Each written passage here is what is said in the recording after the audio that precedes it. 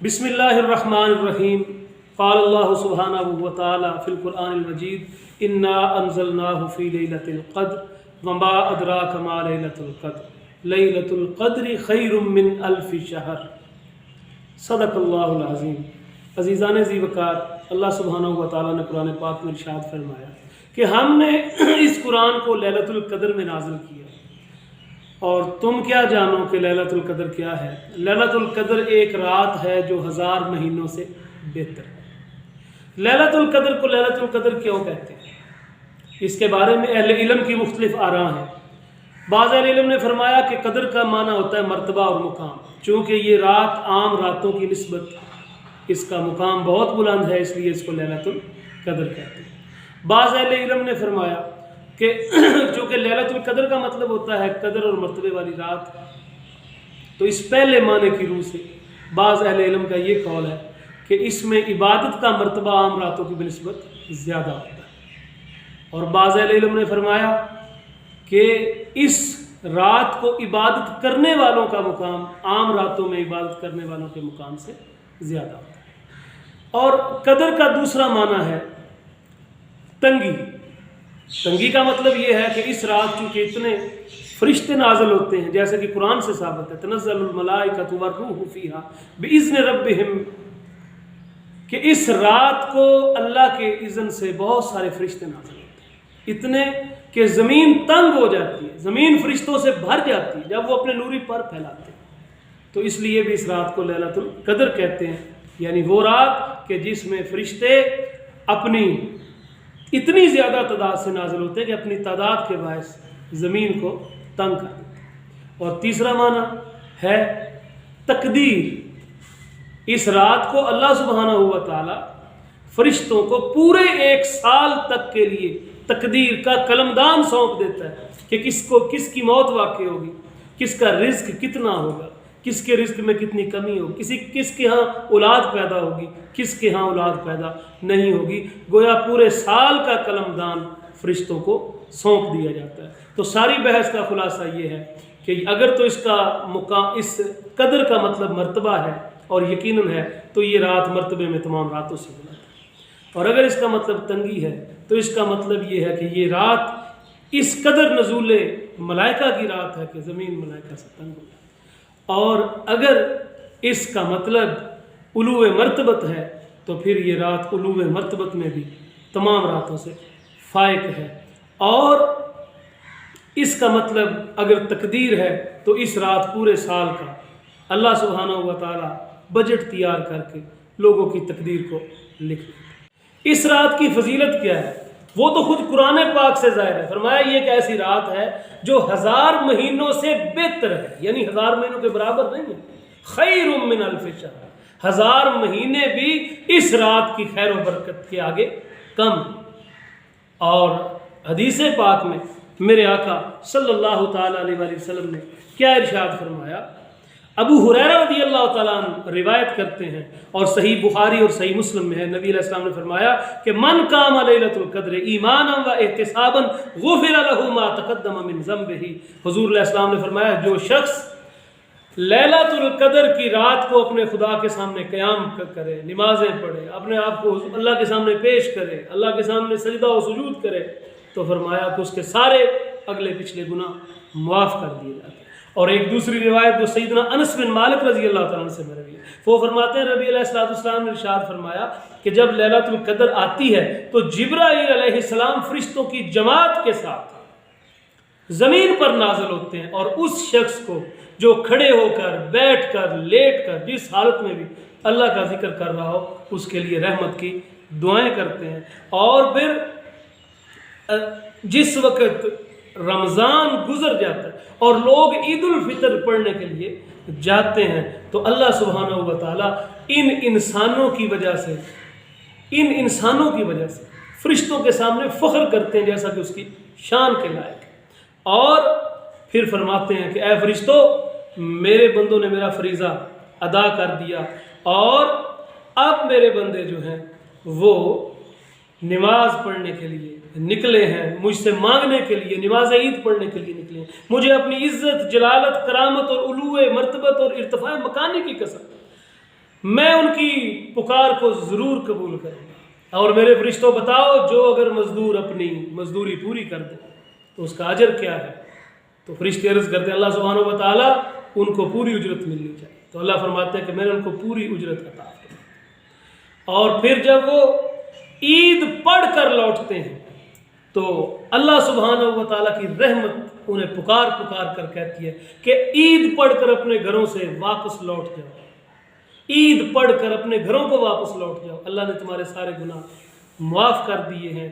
اور امام بہقی روایت کرتے ہیں کہ وہ اس حال میں گھر واپس لوٹتے ہیں کہ ان کے سارے گناہ معاف ہو چکے ہیں۔ نبی علیہ السلام آپ ایک مرتبہ صحابہ اکرام کی طرف تشریف لا رہے تھے۔ اس حدیث کے راوی حضرت عبادہ بن صامت ہیں۔ وہ فرماتے ہیں کہ نبی علیہ السلام آپ ہمیں لیلۃ القدر بتانے کے لیے تشریف لا رہے تھے۔ دو آدمی آپس میں جھگڑنا شروع ہو گئے تو نبی علیہ السلام نے ارشاد فرمایا کہ میں تمہیں لیلۃ القدر بتانے آ رہا تھا، ان دو لوگوں کے لڑنے اور جھگڑے کی وجہ سے وہ رات جو تھی وہ مجھے بھلا دی گئی۔ یہ روایت ہے صحیح بخاری جلد اول صفحہ نمبر 271 پر، اور اس کے الفاظ ہیں آخر میں قد اریت هذه الليلة ثم انسیتها، کہ نبی علیہ السلام نے فرمایا کہ مجھے یہ رات دکھائی گئی اور بعد میں یہ رات مجھے بھلا دی گئی۔ اب اس سے بعض لوگوں کو یہ شبہ لاحق ہوا کہ چونکہ قرآن پاک میں بھی یہ آیا ہے کہ وما ادراک ما لیلۃ القدر، کہ آپ کو کیا ادراک کہ لیلۃ القدر کیا ہے، تو شاید نبی علیہ السلام کو بھی اس رات کی تعیین کا علم نہیں تھا۔ دیکھیے بات یہ ہے کہ یہ بحث ویسے تو ایک بڑی عجیب قسم کی بحث ہے، اور میں سمجھتا ہوں کہ اس بحث کو نبی علیہ السلام سے منسوب کرنا یہ بھی ایک صاحب ایمان کا کام نہیں کہ وہ نبی علیہ السلام جو خود شارع ہیں، جو دین بتانے والے، جو ہمیں تمام احکام کے اسرار اور حکمتیں بتانے والے، جب وہ خود ہی اس رات کی تعیین سے بے فکر ہے تو اندازہ کیجئے کہ پھر عام لوگوں کا کیا حال ہوگا۔ تو اس لیے ہمارا ایمان ہے کہ نبی علیہ السلام کو جو یہ رات بھلا دی گئی تو صرف اور صرف یہ اسی سال کا واقعہ ہے کہ بس اسی سال بھلا دی گئی۔ نبی علیہ السلام کو اللہ سبحانہ و تعالیٰ نے شب قدر عطا کی تھی، آپ کو ہر سال اس کا علم عطا کیا گیا تھا، اور ایک سال آپ پر اللہ سبحانہ و تعالیٰ نے اس رات کو اوجل رکھا، اور اس میں بھی اللہ کی بے شمار حکمتیں تھیں۔ ہاں ایک بات تھی کہ نبی علیہ السلام نے اس رات آپ کو یہ حکم ملا تھا کہ آپ اس رات کو لوگوں کے سامنے واضح نہ کریں تاکہ لوگوں کی جستجو اور لوگوں کا شوق برقرار رہے۔ اب یہ جو روایت ہے کہ قد اریت هذه الليلة ثم انسیتها، کہ مجھے یہ رات دکھائی گئی اور بعد میں بھلا دی گئی، اس کے بارے میں شارحین حدیث مثلا امام ابن حجر اسقلانی فتح الباری میں لکھتے ہیں، وہ لکھتے ہیں کہ فی تلک السنہ، کہ یہ بات صرف اور صرف اسی سال تک محدود ہے، کہ اسی سال صرف بھلا دی گئی، آئندہ سالوں میں نبی علیہ السلام کو وہ رات عطا کی گئی۔ اور یہی بات امام بدر الدین عینی نے عمدۃ القاری جلد 11 صفحہ نمبر 133 پر لکھی، اور انہوں نے بھی اسی عبارت کو نقل کیا کہ تلک السنہ، کہ یہ صرف ایک سال کی بات ہے۔ ایسا ہرگز نہیں ہے کہ ہمیشہ آقا علیہ السلام کا حال بھی وہی ہو جو عام امتیوں کا تھا، کہ جس طرح انہیں کسی رات کی تعیین کا نہیں پتا آپ کو بھی نہ پتا ہو، ایسا بالکل بھی نہیں ہے۔ حتیٰ کہ جناب انور شاہ کاشمیری نے بھی فیض الباری میں جلد 3 صفحہ نمبر 183 میں بیان کیا ہے کہ یہ صرف اور صرف بلا دیا جانا اسی سال تک جس سال یہ معاملہ پیش آیا، جس سال دو شخص لڑے، اسی سال ہی کے ساتھ مقید ہے۔ اور پھر اس سے بڑھ کر یہ کہ صحیح بخاری میں جلد اول صفحہ نمبر 270 پر سفیان بن عیینہ کا قول لکھا ہے کہ قرآن میں جہاں جہاں پہ بھی وما ادراکا کے لفظ آئے، اللہ سبحانہ و تعالیٰ نے وہ سارے مقام اپنے محبوب کو عطا فرمایا، ان کا علم دے دیا۔ تو اس طرح چونکہ اس رات میں بھی وما ادراکے کے الفاظ ہیں کہ وما ادراک ما لیلۃ القدر، تو سفیان بن عیینہ کے اس قول کے مطابق اللہ نے بالآخر اس رات کا ادراک بھی اپنے محبوب کو عطا فرمایا۔ حضرت ام المومنین عائشہ صدیقہ رضی اللہ تعالی عنہا آپ روایت کرتی ہیں کہ نبی رحمت علیہ السلام نے ارشاد فرمایا کہ شب قدر کو آخری عشرے کی طاق راتوں میں تلاش کرو. اس کو امام بخاری نے روایت کیا، یعنی حضرت ام المومنین عائشہ صدیقہ کی روایت میں شب قدر کو آخری عشرے کی طاق راتوں میں تلاش کرنے کا حکم دیا گیا. اور اسی طرح حضرت عبداللہ ابن عمر سے مروی ہے کہ اللہ کے رسول صلی اللہ تعالی علیہ وآلہ وسلم کے پاس بہت سارے صحابہ اکرام نے اپنے خواب بیان کیے کہ اللہ کے رسول ہم نے خواب میں اس رات کو آخری عشرے کے رمضان کے آخری ہفتے میں دیکھا ہے. تو نبی علیہ السلام کے پاس جب بہت سارے لوگوں نے اس بات کی گواہی دی کہ ہم نے لیلۃ القدر کو رمضان المبارک کے آخری 7 دنوں میں دیکھا ہے، تو آپ نے فرمایا کہ چونکہ تمہارے خواب آخری 7 دنوں پر اکٹھے ہو گئے تو اس لیے تم لیلۃ القدر کو آخری 7 دنوں میں تلاش کرو. یہ دوسری روایت تھی، اور یہ روایت بھی متفق علیہ ہے. امام بخاری اور مسلم دونوں نے اس روایت کو بیان کیا ہے. اسی طرح جب ہم آگے بڑھتے ہیں تو ہمیں حضرت ابو بکرہ کی روایت ملتی ہے. ابو بکرہ کی روایت ملتی ہے جس میں وہ فرماتے ہیں کہ رمضان المبارک کے آخری عشرے کی 21ویں 23ویں 25ویں 27ویں اور 29ویں رات میں اس کو تلاش کرو. وہ کہتے ہیں میں نے اللہ کے رسول علیہ السلام سے سنا. اسی طرح ایک دوسری روایت میں ہے جو عبادہ بن صامت سے مروی ہے کہ نبی علیہ السلام جب لوگوں کو لیلۃ القدر کی تعیین اور متعین کرنے کے لیے تشریف لائے کہ فلاں رات ہے، تو آپ کو بھلا دی گئی. کچھ لوگوں کا نزا ہوا، قلب مبارک پر یہ گراں گزرا، اس کی تعیین قلب مبارک سے اٹھا لی گئی. تو اس میں بھی آپ نے یہ ارشاد فرمایا کہ فَالْتَمِسُوهَا فِي التَّاسِعَةِ وَالسَّابِعَةِ وَالْخَامِسَةِ رواہ البخاری. آپ نے فرمایا کہ رمضان المبارک کی 21ویں 23ویں 25ویں رات کو تلاش کرو، یعنی آخری عشرے کی 21ویں 23ویں اور 25ویں رات کو. تو جب یہ بہت ساری روایات ہیں، کسی میں 21ویں 23ویں اور 25 کا ذکر ہے، کسی میں آخری عشرے کے آخری 7 دنوں میں اس رات کو تلاش کرنے کا ذکر ہے، کسی روایت میں صرف اور صرف 21ویں اور 23ویں کا ذکر ہے. لیکن ان سب سے ایک روایت ان سب کے برخلاف ہے، اور اس میں ایک عجیب بات کہی تھی. اور وہ روایت جو ہے وہ روایت ہے حضرت ابی بن کعب کی. صحیح مسلم میں زر بن حبیش کہتے ہیں کہ میں نے ابی بن کعب سے کہا کہ آپ کے بھائی عبداللہ بن مسعود جو ہیں وہ کہتے ہیں کہ جو شخص من یقم الحول، کہ جو آدمی سارا سال تہجد پڑھے گا اس کو لیلۃ القدر ملے گی. یہ بات ابی بن کعب سے بیان کی گئی کہ یہ عبداللہ بن مسعود بیان کرتے ہیں. تو حضرت ابی بن کعب صحابی کیا کہتے ہیں؟ وہ کہتے ہیں رحمہ اللہ، اللہ عبداللہ ابن مسعود پر رحم کرے. انہوں نے یہ بات اس لیے کی تھی کہ لوگ اس رات پر توکل ہی نہ کر بیٹھیں. لیکن یاد رکھو کہ یہ رات جس کو لیلۃ القدر کہا گیا ہے یہ 27ویں کی رات، اور عبداللہ اور ابی بن کعب نے اس بات پر قسم کھائی. ثم حلف، آپ نے قسم کھائی، اور قسم بھی ایسی کھائی، اتنے جزم کے ساتھ کھائی کہ انہوں نے انشاءاللہ تک بھی نہیں کہا. یہ روایت کے اندر الفاظ کہ لا یستثنی، انہوں نے بالکل مستثنا نہیں کیا، انشاءاللہ بھی نہیں کہا، اور کہا کہ اللہ کی قسم یہ لیلۃ القدر جو ہے یہ رمضان کی 27ویں رات ہے. یہ صحیح مسلم کی روایت سے پڑھ رہا ہوں. اور زر بن حبیش کہتے ہیں کہ میں نے پھر عرض کیا کہ اے ابی بن کعب، یہ جو آپ قسم کھا کر 27ویں رات پر اتنا جزم سے کہہ رہے ہیں تو کیا آپ کے پاس اس کی کوئی دلیل ہے؟ تو میں نے عرض کیا فقلت بأي شيء تقول، آپ کس دلیل کی بنا پر کہتے ہیں کہ یہ 27ویں رات ہے؟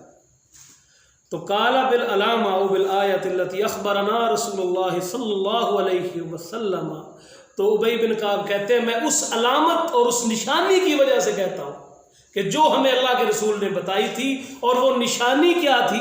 وہ نشانی یہ تھی کہ اس رات کے بعد جو آگے صبح طلوع ہوتی ہے، اس کا سورج اس انداز سے طلوع ہوتا ہے کہ اس کی شعاعیں نہیں ہوتی۔ میں اس علامت کی وجہ سے کہتا ہوں کہ لیلۃ القدر جس کو قرآن میں کہا گیا ہے وہ رمضان کی 27ویں رات ہے۔ تو سامعین عزیزکار، آپ نے لیلۃ القدر کے بارے میں مختلف صحابہ اکرام کے نبی علیہ السلام سے مختلف روایات مروی سن لی۔ کسی میں آخری ہفتہ کہا گیا، کسی میں آخری طاق راتیں کہی گئی، کسی میں آخری 10 دن کہے گئے۔ تو اب اس میں امت کے مذاہب، ائمہ امت کے مذاہب کیا ہیں وہ سن لیں۔ امام مالک، امام احمد ابن حنبل اور سفیان ثوری کا مذہب یہ ہے کہ شب قدر ہمیشہ ایک ہی تاریخ میں نہیں رہتی، بلکہ رمضان کے آخری عشرے میں بدلتی رہتی ہے، منتقل ہوتی رہتی ہے۔ کبھی 21ویں ہوتی ہے، کبھی 23ویں ہوتی ہے، کبھی 25ویں ہوتی ہے، کبھی 27ویں ہوتی ہے۔ یہ مذہب ہے امام مالک کا، امام احمد کا اور سفیان ثوری کا۔ اور پھر اس کے بعد امام شافعی کا قول یہ ہے، وہ فرماتے ہیں کہ میری تحقیق یہ ہے کہ شب قدر آخری عشرے کی پہلی رات ہوتی ہے، پہلی رات 21ویں رات، یہ امام شافعی ہے۔ اور امام ابو حنیفہ رحمہ اللہ تعالی وہ فرماتے ہیں کہ یہ رمضان المبارک میں ہی کوئی ایک رات ہوتی ہے، وہ آخری عشرے کے بارے میں بھی نہیں کہتے، وہ کہتے ہیں رمضان میں ہوتی ہے اور کوئی ایک رات ہوتی ہے، اس کی تعین نہیں فرماتے۔ لیکن اس قدر اختلاف کے باوجود بھی امت کی اکثریت اور جمہور امت کا اس بات پر اتفاق ہے کہ یہ آخری طاق راتوں میں سے ایک ہے۔ یعنی پوری امت کے آپ نے اہل علم کے مذاہب بھی سنے، لیکن اس مذاہب کے باوجود بھی اکثریت اہل علم نے جو موقف اختیار کیا ہے اور وہی صحیح ہے کہ یہ رمضان المبارک کے آخری عشرے کی طاق راتوں میں سے ایک ہے۔ اور جمہور امت نے چونکہ یہ آخری عشرے کی طاق راتوں کو قبول کیا، لیکن اس کے ساتھ ساتھ امت کی ایک اکثریت جو ہے وہ اس بات پر بھی متفق ہے کہ یہ ان طاق راتوں میں سے بھی 27ویں رات ہے۔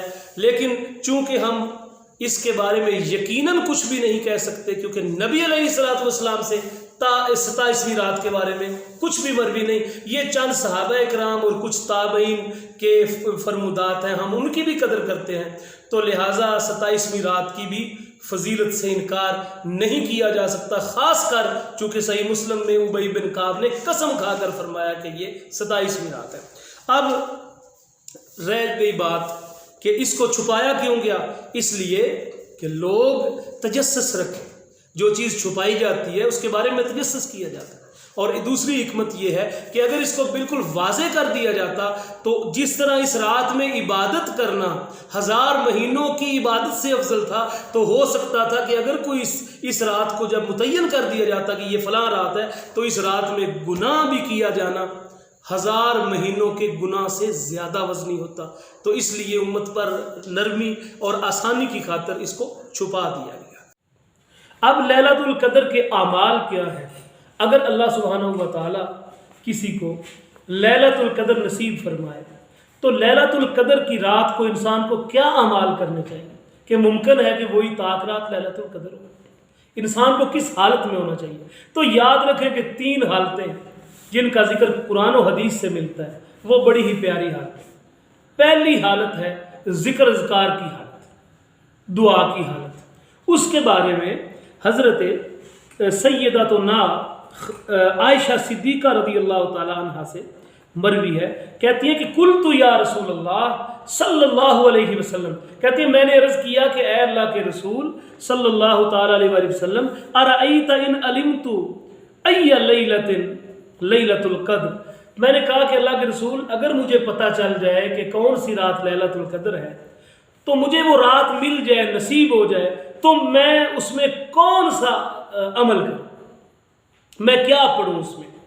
تو فرمایا اللہم انکا عفو تحب العفو فاعف عنی، رواہ احمد وابن ماجہ والترمذی۔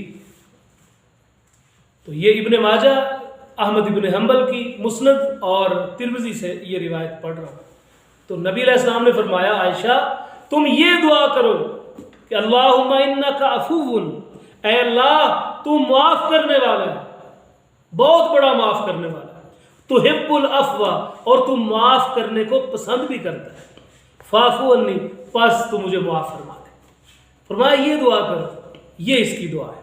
اور پھر ایک تو اس میں ذکر اذکار کرنے چاہیے، دعا کرنی چاہیے، اور دوسرا صحیح بخاری میں ہے کہ من قام لیلۃ القدر ایمانا و احتسابا غفر له ما تقدم من ذنبہ، کہ جو لیلۃ القدر کی رات کو قیام کرے۔ اب قیام سے مراد کیا ہے کہ لیلۃ القدر میں تراویح پڑھے، لیلۃ القدر کی رات میں تہجد پڑھے، صلاۃ التسبیح پڑھے، نوافل پڑھے، جو بھی پڑھے، ذکر اذکار کرے۔ اس رات کے کوئی خاص نوافل تو نہیں، فرمایا قیام ضرور کرے، بخاری اور مسلم میں فرمایا جو قیام کرے، من قام لیلۃ القدر غفر له ما تقدم من ذنبہ، تو اللہ اس کے پہلے سارے پچھلے گناہ معاف فرما دیتے۔ ایک ذکر کرے، ذکر میں دعا کرے، دعا میں مسنون دعا کرے تو سب سے اچھا ہے، ورنہ جو مرضی دعا کرے، بلکہ سب سے اچھی دعا جس طرح میرے آقا علیہ الصلوۃ والسلام کی تعلیمات میں سے بھی ہے اور قرآن میں سے بھی ہے کہ اگر کسی کو ایک جامع دعا کرنی ہے تو وہ یہ دعا کر لے، ربنا آتنا فی الدنیا حسنۃ وفی الآخرۃ حسنۃ وقنا عذاب النار، کہ اللہ مجھے دنیا بھی اچھی کر دے اور میرے لیے آخرت بھی اچھی کر دے۔ تو اس دعا کے اندر گویا اس نے دین اور دنیا کی ساری بھلائیاں حاصل کر، یہ دعا کر لے، اللہم انک عفو تحب العفو فاعف عنی، یہ دعا کر لے۔ پھر اس رات کا قیام کرے، نفل پڑھے، تراویح پڑھے، تہجد پڑھے، اور پھر ساتھ تیسری عبادت اس کی کہ قرآن پاک کی تلاوت کرے، قرآن پاک کی تلاوت کرے اس رات کو۔ تو یہ اگر اعمال کرے گا تو انشاءاللہ اگر وہ رات لیلۃ القدر ہوگی تو اللہ سبحانہ و تعالیٰ اس کے صدقے اس کے تمام گناہوں کو معاف فرما دے۔ اللہ سبحانہ و تعالیٰ سے دعا ہے کہ اللہ ہمیں ان نیک اعمال کی توفیق عطا فرمائے۔